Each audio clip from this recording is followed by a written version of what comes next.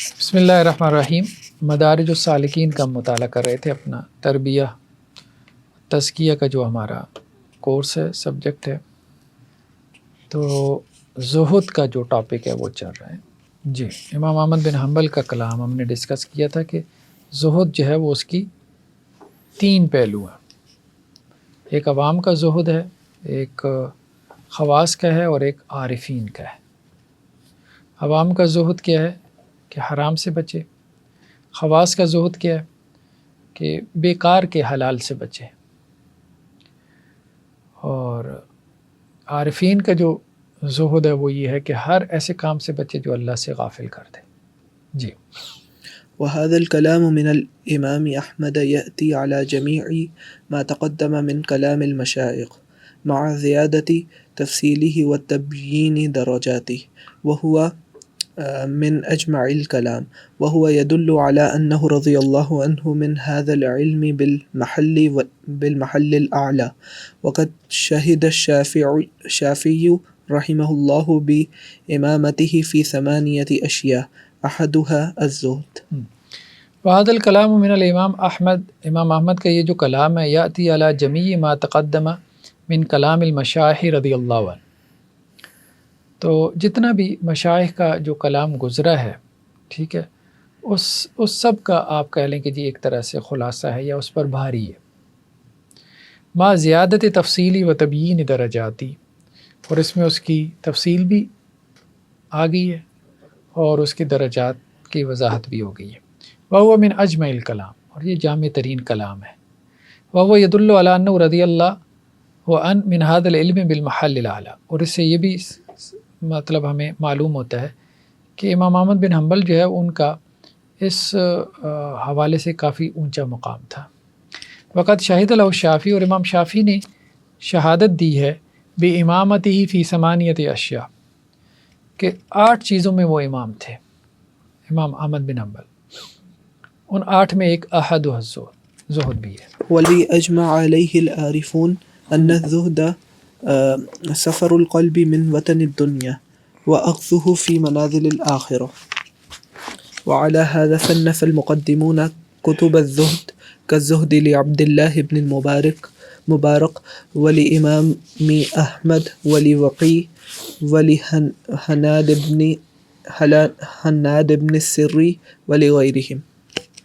جی، والذی اجمع علیہ العارفون، جس کے اوپر اہل معرفت کا اجماع ہے، ان الزہد سفر القلب من وطن الدنیا واحد فی منازل الآخرہ، کہ دل جو ہے نا وہ آپ کا مسافر ہے، دنیا کے وطن سے آخرت کی منزلوں کا جب وہ سفر کرتا ہے تو اس کو زہد کہتے ہیں۔ ٹھیک ہے، یعنی دنیا سے آپ نے سفر شروع کر دیا، وجود آپ کا دنیا میں ہی ہے، آپ کا دل دنیا سے نکل گیا اور آخرت کی منزلیں طے کرنا شروع ہو گیا، تو یہ زہد ہے۔ ٹھیک ہے جی، اور وَعَلَىٰ هَذَا صَنَّفَ الْمُتَقَدِّمُونَ كُتُبَ الزُّهْدِ، اسی اصول کے اوپر متقدمین نے جو ہے وہ زہد کے اوپر کتابیں لکھی، كالزہد لعبداللہ بن المبارک، جیسے عبداللہ بن مبارک علیہ رحمہ کی کتاب الزہد ہے، امام احمد کی بھی ہے کتاب الزہد ہے، وقی کی بھی ہے، وقی بن جراح ان کی بھی کتاب الزہد ہے، حناد بن سری کی بھی کتاب الزہد ہے۔ اس کے علاوہ بھی ائمہ محدثین میں سے کافی ساروں نے زہد کے اوپر کتابیں لکھی، اور کہا جاتا ہے یہ تصوف کا لفظ بعد میں آیا، شروع میں یہ زہد کا لفظ ہی زیادہ استعمال ہوتا تھا، اور یہ زہاد کہلاتے تھے، عباد اور زہاد کہلاتے تھے، اور یہ زیادہ تر محدثین میں یہ جماعت تھی۔ بعد میں یہ علیحدہ سے صوفیاء کا طبقہ پیدا ہوا اور یہ متصوفین کہلائے۔ ٹھیک ہے جی، ومتعلقة 6 أشياء لا يستحق العبد اسم الزهد حتى يزهد فيها، وهي المال والصور والرياسة والناس والنفس وكل ما دون الله جی، وليس المراد رفضها من الملك، فقد كان سليمان وداود عليه السلام من أزهد أهل زمانهما، ولهما من المال والملك والنساء ما لهما، وكان نبينا صلى الله عليه وسلم من أزهد البشر على الإطلاق وله 9 نسوة، وكان علي بن أبي طالب وعبد الرحمن بن عوف وزبير وعثمان رضي الله عنهم من الزهاد مع ما كان لهم من الأموال، وكان الحسن بن علي رضي الله عنه من الزهاد مع أنه كان من أكثر الأمة محبة للنساء والنكاح لهن وأغناهم، وكان عبد الله بن المبارك من الأئمة الزهاد مع مال كثير، وكذلك الليث بن سعد من أئمة الزهاد وكان له رأس مال يقول لولا هو لتمندل بنا هؤلاء. جی ومتعلق 6 اشیاء، اس کی جو متعلقات ہیں وہ 6 چیزیں. زہد جو ہے وہ 6 چیزوں میں ہوتا ہے. لا يستحق العبد اسم الزہد حتی یزہد فیہ، کسی آدمی کو آپ نہیں کہہ سکتے کہ وہ زاہد ہے جب تک کہ وہ 6 چیزوں میں اس کا زہد ظاہر نہ ہو جائے، یعنی بے رغبتی. وہی المال، مال کی طرف اس کی رغبت نہ ہو، یعنی قلبی رغبت. والصور، شکل و صورت کی طرف. والریاسہ، عہدے کی طرف. والناس، لوگوں کی طرف. والنفس، اور اپنے نفس کی طرف. وکل ما دون اللہ، بلکہ ما سوی اللہ کی طرف. ولیس المراد رفسہ من الملک، مراد یہ نہیں ہے کہ جی وہ بادشاہت، ریاست، اختیار، اس کو جو ہے وہ اس کا انکار کر دے. فقط کان سلیمان و داود من ازہد اہل زمانہما، حضرت سلیمان اور داؤد جو ہے وہ اپنے زمانے یا اپنے معاصرین میں سب سے زیادہ زاہد تھے. وَلَهُمَا مِنَ الْمَالِ وَالنِّسَاءِ وَالْمُلْكِ كَمَا لَهُمَا، ان کے پاس مال و دولت بھی خوب تھی، بیویاں بھی تھیں اور بادشاہت بھی تھی. وقال نبینا، اور ہمارے جو نبی صلی اللہ علیہ وسلم ازہد البشر علی الاطلاق، مطلق طور پہ وہ سب سے زیادہ زہد والے نبی ہیں، رسول ہیں.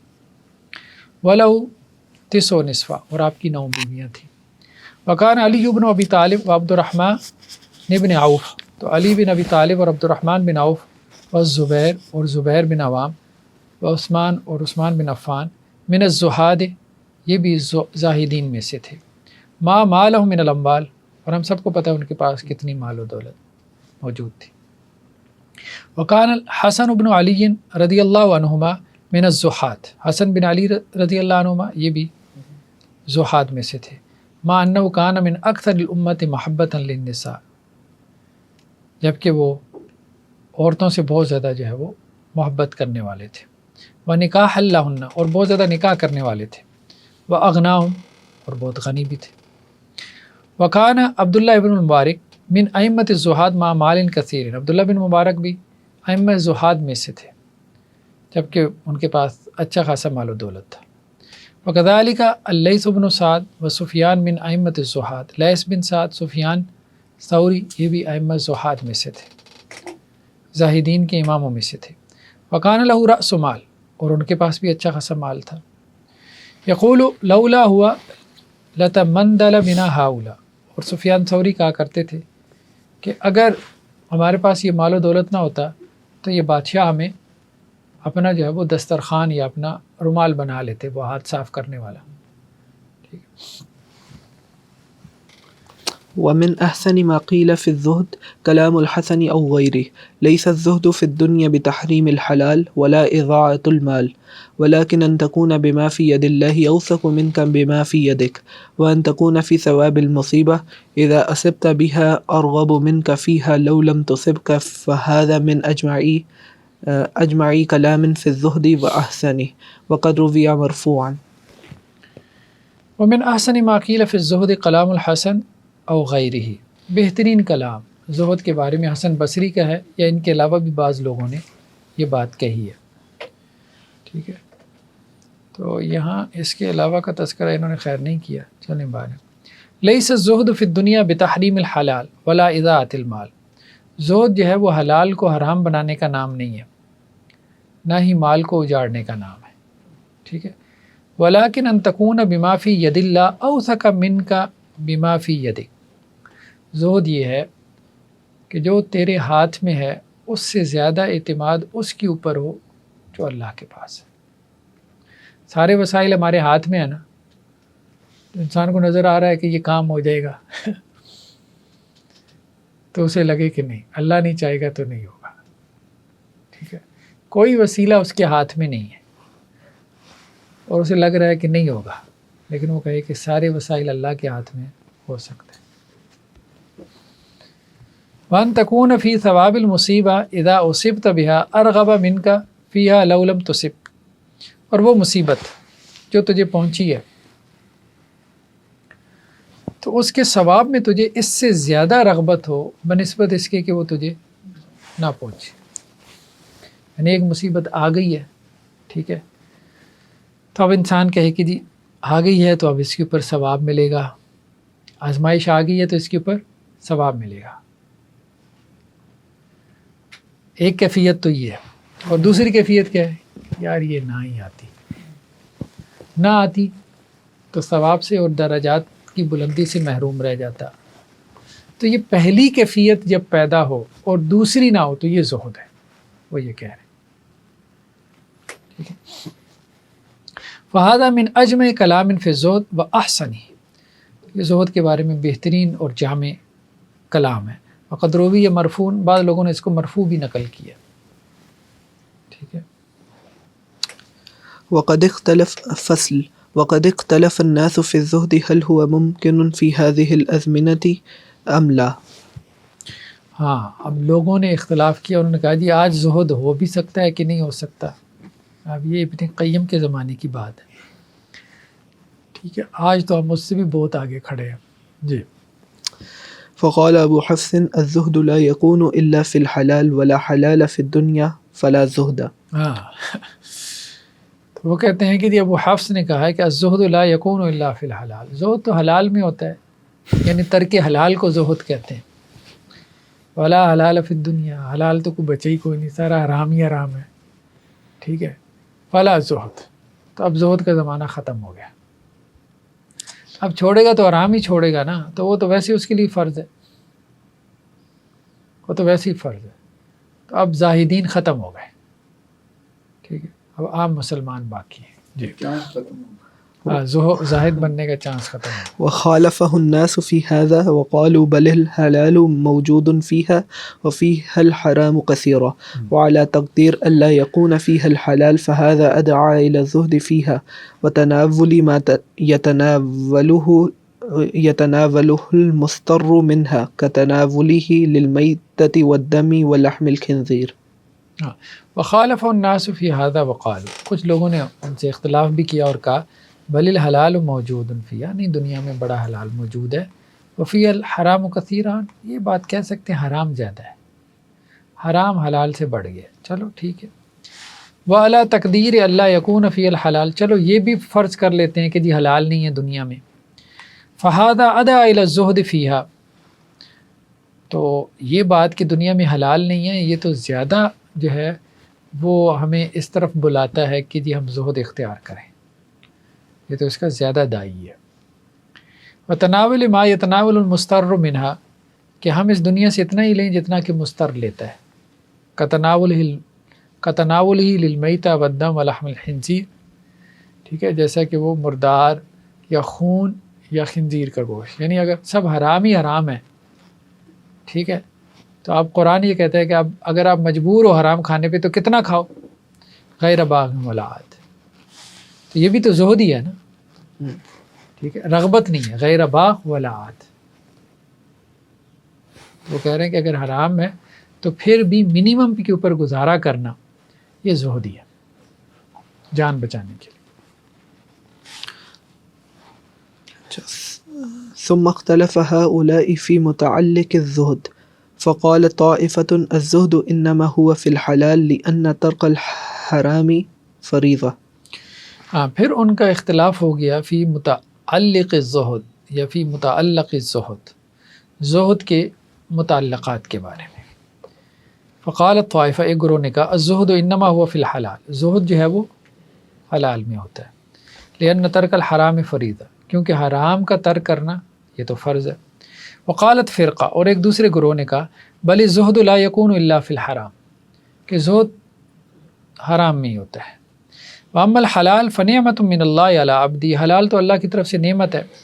واللہ یحب ان یری اثر نعمتی علی عبدی، اور اللہ تعالیٰ یہ پسند کرتے ہیں کہ جو ہے وہ اپنی نعمت کے آثار اپنے بندے پہ دیکھیں۔ فشکر علی نعمہ، اور اللہ تعالیٰ یہ بھی کہتے ہیں کہ وہ اس کی نعمت پہ کیا کرے، شکر کرے، ٹھیک ہے۔ والاستعانۃ بہا علی طاعتہ، اور پھر اس نعمت کے اوپر شکر ادا کر کے کیا کرے، ہاں اللہ تعالیٰ کی اطاعت پہ جو ہے وہ استعانت حاصل کرے۔ واتخاذها طریقا الی جنتی، اور اپنی جنت کی طرف اس کا ایک رستہ بنا لے اس کو، یعنی اللہ کی نعمت پہ شکر کو جنت کی طرف جانے کا رستہ بنا لے۔ افضل من الزہد فیہا، تو یہ زیادہ افضل ہے، نعمت کو استعمال کر کے اس پہ شکر کر کے جنت کا رستہ جو ہے وہ بنانا، یہ زیادہ افضل ہے بنسبت اس کے کہ آپ اس نعمت سے کیا کریں، برغبتی اختیار کریں، زہد اختیار کریں۔ والتخلی عنہا ومجانبت اسبابہا، اور اس کو آپ چھوڑ دیں نعمت کو اور اس کے اسباب سے آپ بچیں، یعنی وہ نعمت حاصل ہو اس کے اسباب سے بچیں، یعنی پیسہ جو ہے وہ میں نے حاصل ہی نہیں کرنا، اس سے بہتر ہے کہ وہ پیسہ حاصل کر کے اللہ کا شکر ادا کرے، اور شکر جو ہے وہ جنت کے طرف جانے والے رستوں میں سے ایک رستہ ہے، تو یہ زیادہ بہتر ہے، ٹھیک۔ تو اس لیے کچھ لوگوں نے کہا کہ حلال میں زہد کا نظریہ ٹھیک نہیں۔ والتحقیق انہا ان شغلته عن اللہ فالزہد فی افضل، اس میں تحقیق یہ ہے اس مسئلے میں، یعنی حلال میں زہد ہوتا ہے کہ نہیں، یہ ایک اختلافی مسئلہ آ گیا۔ تو اس میں تحقیق کے کلام یہ ہے کہ اگر تو وہ حلال میں مشغولیت اس کو اللہ سے دور کر دے تو پھر زہد افضل ہے۔ وَإِن لَّمْ تَشْغَلُوا عَنِ اللَّهِ، اور اگر وہ اس کو اللہ سے دور نہ کرے، بل کان شاکرا للہ فیہا، بلکہ وہ حلال کو استعمال کر کے اللہ کا زیادہ شکر گزار ہو، یعنی اس کے دل کی یہ کیفیت ہو، فحال افضل، تو یہ حال زیادہ افضل ہے، ٹھیک ہے۔ والزہد فیہا یحرس القلب عن التعلق بہا والطمانینۃ الیہا، اور اس میں جو زہد ہے وہ بعض نسخوں میں تجرید کے الفاظ بھی ہیں کہ دل جو ہے نا اس کو تعلق سے خالی کرنا، مطلب جو دنیاوی جو چیزیں ہیں ان سے تعلق سے خالی کرنا، اور اللہ کی طرف جو ہے وہ اس کا جو اطمینان ہے اس کا بڑھ جانا۔ جی آگے جی۔ قال صاحب منازل الزہد هو اسقاط الرغبۃ عن الشیء بالکلیہ۔ ہاں، زہد کیا ہے؟ کلی طور پر کسی شے سے جو ہے وہ رغبت کو ختم کر دینا، یہ زہد ہے، ٹھیک ہے۔ یرید بالشیء المزہود فی، شے سے ان کی مراد کیا ہے؟ جس کے بارے میں زہد اختیار کیا گیا، اور وہ کیا ہے؟ ما سوی اللہ، اللہ کے ما سوا جو بھی ہے اس سے برغبتی اختیار کرنا۔ والاسکات عن، اور اسکات عن اس سے کیا مراد ہے؟ ازالت تعلق الرغبت فیہا، اس کے اندر جو رغبت ہے نا اس رغبت کو توڑ دینا، اس کو ختم کر دینا۔ وقولہ بالکلیہ، اور کلیہ سے کیا مراد ہے؟ ای بحیث لا یلتفت الیہ ولا یتشوف الیہ، کہ اس کا ذوق شوق اس کی طرف التفات جو ہے وہ ختم ہو جائے۔ قال وهو للعامة قربة وللمرید ضرورة وللخاصة خشیہ۔ عام لوگوں کے لیے یہ قربت ہے جو زہد ہے، مرید جو اس سے اگلا درجہ ہے، مرید سے مراد اللہ کا ارادہ کرنے والا، پیر صاحب کا نہیں، اس کے لیے ضرورت ہے، اور خواص کے لیے یہ خشیت ہے۔ یعنی ان العامة تتقرب به الى الله والقربة ما يتقرب به المتقرب الى محبوبه وهو ضرورة للمريد لأنه لا يحصل له التخلي بما هو بصدده إلا بإسقاط الرغبة فيما سوى مطلوبه فهو مضطر إلى الزهد كضرورته إلى الطعام والشراب إذ التعلق بسوى مطلوبه لا يعدم منه حجابا أو وفقة أو نقصة على حسب بعد ذلك الشيء من مطلوبه وقوة تعلقه به وضعفه. اب اسی کو آگے واضح کریں، عبارت کو کھول رہے ہیں۔ ان علامت تتقرب به الی اللہ، زہد کے ذریعے سے عام لوگ اللہ کے قریب ہوتے ہیں۔ اور قربت سے کیا مراد ہے، تقرب سے کیا مراد ہے؟ ما تقرب به المتقرب الی محبوبہ، جس کے ذریعے سے ایک شخص جو ہے وہ اپنے محبوب چیز کے قریب ہوتا ہے، ٹھیک ہے۔ وہو ضرورہ للمرید، مرید کے لیے یہ ضرورت ہے۔ اس سے کیا مراد ہے؟ لأنه لا يحصل له التخلی بما هو بصدده الا باسقاط الرغبۃ فيما سوى مطلوبه، کیونکہ مرید جو ہے نا، جو کچھ اس کے سامنے ہے، ٹھیک ہے، اس سے وہ اس وقت تک جان نہیں چھڑا سکتا، اور اس کے مطلوب کے علاوہ جو بھی رغبت ہے، رغبت کو وہ اس وقت تک نہیں ختم کر سکتا جب تک کہ وہ زہد اختیار نہ کرے۔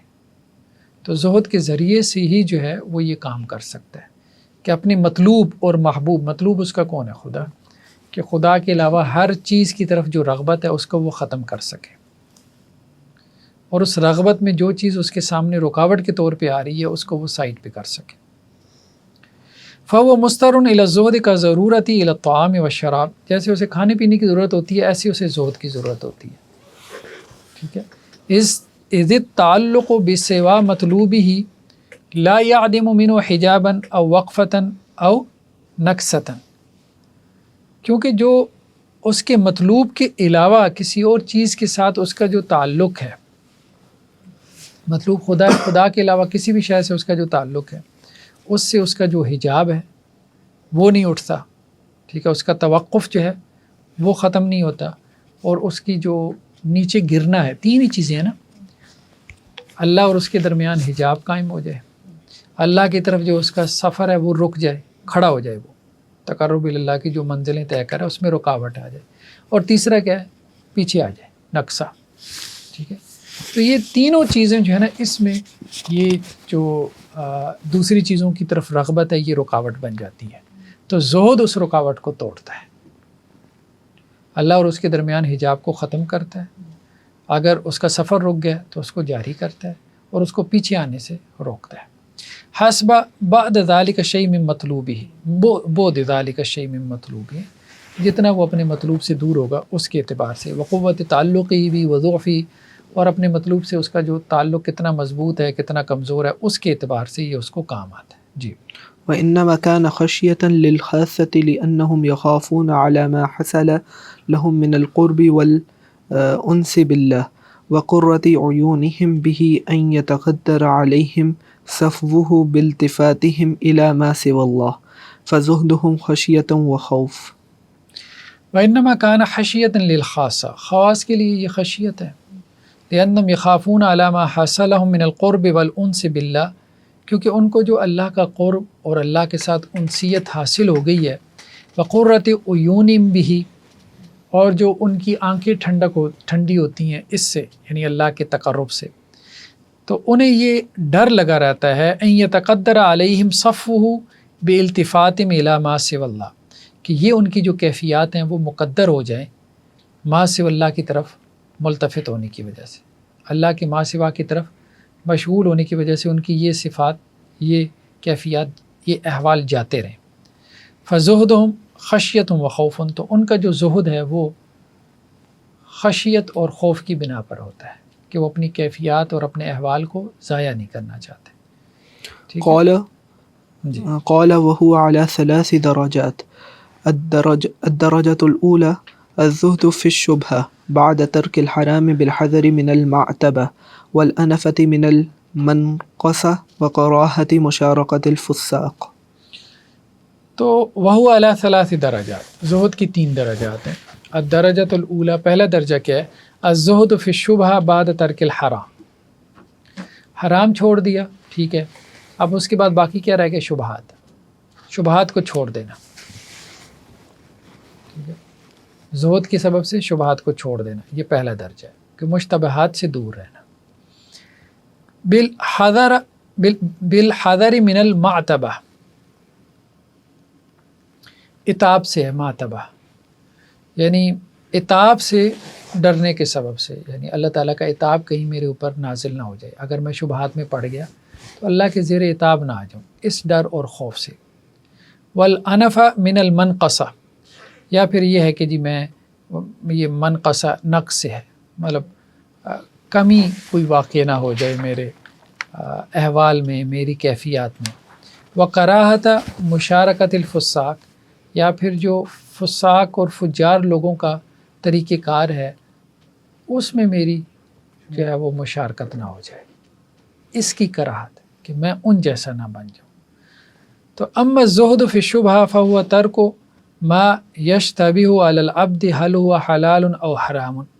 شبہات میں زہد سے مراد کیا ہے کہ بندے کے اوپر بعض اوقات کچھ چیزیں مشتبہ ہو جاتی ہیں کہ یہ حلال ہیں یا یہ حرام ہے، کما فی حدیث نعمان بن بشیر عن النبی، جیسا کہ نعمان بن بشیر رضی اللہ عنہ کی حدیث میں آپ علیہ السلام سے، الحلال بین والحرام بین، حلال واضح ہے حرام واضح ہے، وبین ذالک امور متشابہات، ان کے درمیان کچھ مشتبہ امور ہیں، لا یعلمہن کثیر من الناس، اکثر لوگ ان کو نہیں جانتے۔ فمن اتقى الشبہات اتقى الحرام، جو شبہات سے بچ گیا وہ حرام سے بچ گیا۔ ومن وقع فی الشبہات وقع فی الحرام، جو شبہات میں پڑ گیا وہ حرام میں پڑ گیا۔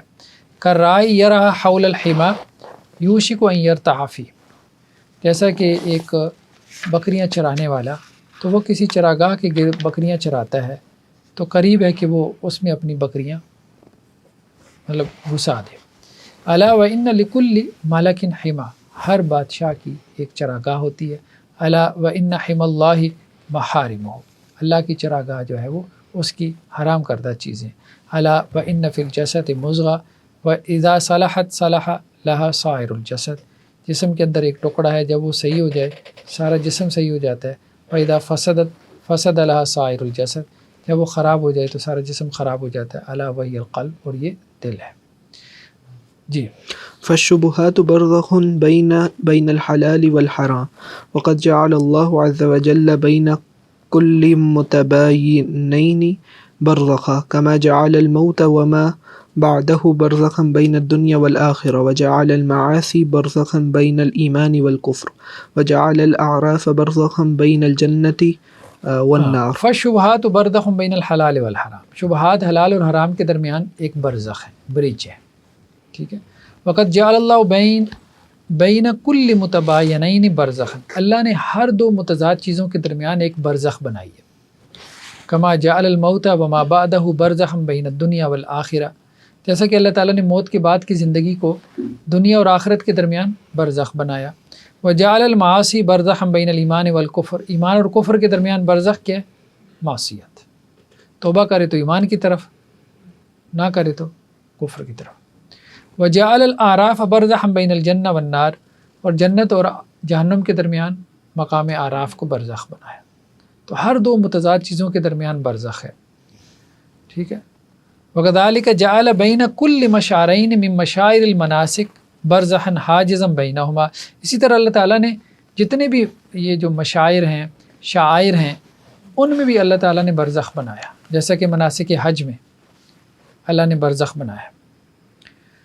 لیس من ھذا ولا من ھذا، برزخ کا تعلق نہ اس سے ہوتا ہے نہ اس سے ہوتا ہے۔ فمحصر برزخ بین منی و مزدلفہ، وادی محصر جو ہے یہ منی اور مزدلفہ کے درمیان برزخ ہے، نہ منی میں شامل ہے نہ مزدلفہ میں۔ لیس من واحد منہما، ان دونوں میں نہیں ہے۔ فلا یبیت بالحاج لیلۃ جمع ولا لیالی منی، تو حاجی جو ہے وہ نہ تو یہ جو مزدلفہ کی رات ہے وہ اس میں گزار سکتا ہے اور نہ ہی منی کی راتیں اس میں گزار سکتا ہے، ٹھیک ہے۔ وبطن عرنہ برزخ بین عرفہ و بین الحرم، اور عرنہ کی جو وادی ہے یہ میدان عرفات اور حرم مکی کے درمیان جو ہے وہ برزخ ہے۔ فلیس من الحرم ولا من عرفہ، نہ یہ میدان عرفات کا حصہ ہے نہ حرم کا ہے۔ جی وكذلك ما بين طلوع الفجر وطلوع الشمس برزخ بين الليل والنهار، ليس من الليل لتثرمه بطلوع الفجر، ولا من النهار لأنه من طلوع الشمس وإن دخل في اسم اليوم شرعا۔ وَكَذَلِكَ مَا بَيْنَ طُلُوعِ الْفَجْرِ وَطُلُوعِ الشَّمْسِ بَرْزَخٌ بَيْنَ اللَّيْلِ وَالنَّهَارِ، یہ طلوع فجر یا طلوع شمس، ٹھیک ہے، یہ بھی کیا ہیں؟ دن اور رات کے درمیان برزخ ہے۔ فَلَيْسَ مِنَ اللَّيْلِ لِتَصَرُّمِهِ بِطُلُوعِ الْفَجْرِ، تو نہ تو یہ رات کا حصہ ہے طلوع فجر کی سبب سے، ٹھیک ہے، یہ اس میں شامل نہیں ہے۔ وَلَا مِنَ النَّهَارِ لِأَنَّهُ مِن طُلُوعِ الشَّمْسِ، اور نہ یہ جو ہے وہ دن کا حصہ ہے طلوع شمس کے سبب سے۔ وَإِن دَخَلَ فِي اسْمِ الْيَوْمِ شَرًا، اگرچہ شرن جو ہے وہ اس کے اوپر یوم کے لفظ کا اطلاق جو ہے وہ ہو جاتا ہے، تو طلوع فجر اور طلوع شمس یہ دونوں بھی جو ہے وہ آپ ایک اعتبار سے کہہ دیں کہ جی وہ تو طلوع فجر جو ہے وہ رات کا حصہ نہیں ہے، اور طلوع شمس جو ہے وہ دن کا حصہ نہیں، ٹھیک ہے، دن اس کے بعد شروع ہوتا ہے نا۔ وكذلك منازل السير بين كل منزلتين برزخ يعرفه السائر في تلك المنازل، وكثير من الأحوال والواردات تكون برازخ فيظنها صاحبها غاية، وهذا لم يتخلص منه إلا فقهاء الطريق والعلماء هم الأدلة فيها۔ یہ اہم بات ہے۔ وكذلك منازل السیر، سیر اللہ کی منزلیں ہیں، اللہ کی طرف سفر کی، بین کل منزلتین منها برزخ، دو جو مقامات ہیں نا ان کے درمیان ایک مقام برزخ ہے۔ یعرف السائر فی تلک المنازل، تو جو سیر اللہ کر رہا ہے وہ اس کو سمجھتا ہے۔ وکثیر من الاحوال والواردات تکون برازخ، تو اکثر جو احوال طاری ہوتے ہیں یعنی سالک کے قلب کے اوپر، دل کے اوپر جو واردات جو ہے، ٹھیک ہے، واردات قلبی، ٹھیک ہے، تو جو واردات طاری ہوتی ہیں ان میں مقام برزخ بھی ہوتا ہے۔ فَيَظُنُّهَا صَاحِبُهَا غَایَہ، تو بعض اوقات وہ جو سالک ہوتا ہے اگر وہ پختہ نہ ہو علم میں، فقاہت میں، تو وہ اسی کو منزل سمجھ لیتا ہے، ٹھیک ہے۔ وَهَذَا لَمْ يَتَخَلَّصْ مِنْهُ إِلَّا فُقَهَاءُ الطَّرِيقِ وَالْعُلَمَاءُ الْأَدِلَّةُ فِيهَا، تو اس بات سے وہی لوگ جو ہے وہ اچھے سے واقف ہو پاتے ہیں جو اس رستے کو اچھے طریقے سے سمجھنے والے ہوتے ہیں، یعنی متصوفین کے تصوف میں جو فقہا ہوتے ہیں، حضرات صوفیاء کے جو فقہا ہوتے ہیں، اور ان رستوں کو اچھے سے پہچاننے والے جو علماء ہوتے ہیں، وہی اس مقام برزخ سے پھر چھٹکارا حاصل پا لیتے ہیں، کیونکہ وہ اپنے آپ کو کسی مقام پہ نہیں سمجھ رہے ہوتے، وہ یہ سمجھ رہے ہوتے ہیں برزخ میں ہم نے کسی مقام پہ پہنچنا ہے، جو اسی کو مقام سمجھ لیتا ہے تو وہ مقام برزخ میں ہی پڑا رہتا ہے، ٹھیک ہے، پھر وہ اپنے مقام پہ نہیں پہنچ پاتا۔ وقوله بعد ترك الحرام أي ترك الشبهة لا يكون إلا بعد ترك الحرام۔ ہاں، بعد ترک الحرام یعنی ترک الشبہ لا یکون الا بعد ترک الحرام، یہ بات تو واضح ہے، ٹھیک ہے، شبہات کا ترک جو ہے وہ حرام کی ترک کے بعد ہی آئے گا، یعنی شبہات کو وہی چھوڑے گا جو حرام کو چھوڑے گا، ٹھیک ہے، حرام کر کے تو شبہات میں کو چھوڑنے سے رہا۔ جی۔ وقوله بالحذر من المعتبة يعني أن يكون سبب تركه للشبهة الحذر من توجه عتب الله عليه۔ جی، بالحذر من المعتبہ یعنی ان یکون سبب ترکہ للشبہۃ، یعنی جو سبب ہے اس شبے کو ترک کرنے کا وہ کیا ہے؟ وہ ہے الحذر من توجہ عتب اللہ علیہ، کہ اللہ کی جو عتاب ہے، ٹھیک ہے، اس کا جو ڈر اور خوف ہوتا ہے، اللہ کی سزا کا جو ڈر اور خوف ہوتا ہے، اس کی وجہ سے وہ اس شعبے کو کیا کرتا ہے؟ چھوڑ دیتا ہے، ترک کر دیتا ہے۔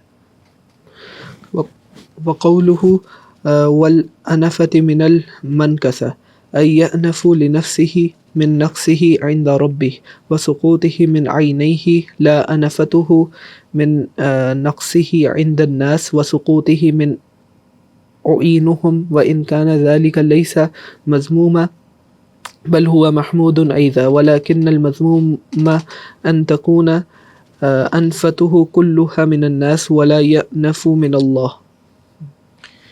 والأنف من النقيصة أي يأنف لنفسه من نقصه عند ربه وسقوطه من عينه، کہ وہ اپنے رب کے ہاں کسی بھی قسم کی کمی کوتاہی سے ڈرتا رہے، اور اللہ کے ہاں جو ہے اس کی نظروں سے گرنے سے جو ہے وہ ڈرتا رہے۔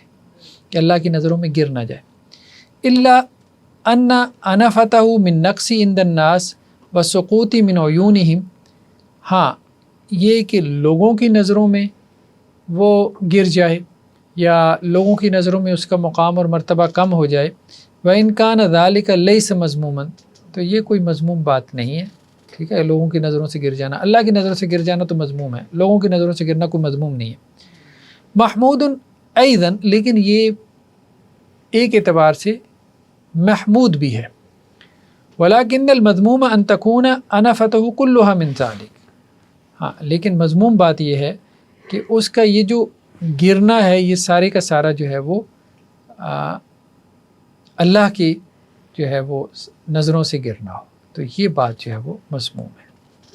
باقی لوگوں کی نظروں سے گر جانا کبھی مذموم ہو سکتا ہے، کبھی محمود ہو سکتا ہے. وقوله وكراهة مشاركة الفساق يعني أن الفساق يزدحمون على مواضع الرغبة في الدنيا، ولتلك المواقف بهم غليظ من الزحام، فالزاهد يأنف من مشاركتهم في تلك المواقف ويرفع نفسه عنها لخسة شركائه فيها، كما قيل لبعضهم الذي زهدك في الدنيا قال قلة وفائها وكثرة جفائها وخسة شركائها. ہاں تیسری چیز کیا ہے کہ وکراہت مشارکت الفساق، فساق کے ساتھ جو مشارکت ہے، مشابہت ہے، اس کی کراہت. یعنی ان الفساق یزدحمون علی مواد رغبت فی الدنیا، فساق کا معاملہ یہ ہوتا ہے کہ وہ دنیا کے طرف رغبت میں دوڑتے ہیں. ٹھیک ہے، ولتلک الموافق قضیض من الزحام. ٹھیک ہے، اور مطلب یہ جو بھی مقامات ہوتے ہیں تو ان میں بہت زیادہ جو ہے وہ رش لگ جاتا ہے. فالزاہد یانف من مشارکتہم فی تلک الموافق، تو ان مقامات میں زاہد جو ہوتا ہے وہ ان فساق کے ساتھ مشارکت میں اس سے بچتا ہے. ویرفع نفسہ عنہا لحصۃ شرکاء فیہا، اور اپنے نفس کو وہ ان مقامات سے بلند کر لیتا ہے، کیونکہ ان مواقف میں جو لوگ کھڑے ہو جاتے ہیں، یعنی اللہ کی طرف سفر کر رہے ہیں تو اس کو مواقف کہا نا، کہ وہ وہاں کھڑے ہو گئے. ٹھیک ہے، تو وہ اپنے آپ کو وہاں سے بلند کر لیتا ہے، کیونکہ وہ خسیس لوگ ہوتے ہیں، گھٹیا لوگ ہوتے ہیں. کما قیل لبعضہم، جیسا کہ بعض صوفیاء سے کہا گیا، ما الذی زہدک فی الدنیا، دنیا سے بے رغبتی پہ کس چیز نے آپ کو مجبور کیا یا آمادہ کیا؟ قال قلۃ وفایا، انہوں نے کہا ایک تو یہ ہے کہ دنیا میں وفا کم ہے، وکثرت جفایا، جفا زیادہ ہے. ٹھیک ہے، وخست شرکایا، اور اس کے جو دنیا کے جو آپ کہہ لیں مطلب اس میں جو رغبت رکھنے والے ہیں تو وہ لوگ جو ہے وہ گھٹیا ہیں، ذلیل لوگ ہیں. چلیں میرے خیال میں اتنا ہی کافی ہے، باقی اس کے بعد پڑھیں گے. چلیں جی، سبحانک اللہم و بحمدک.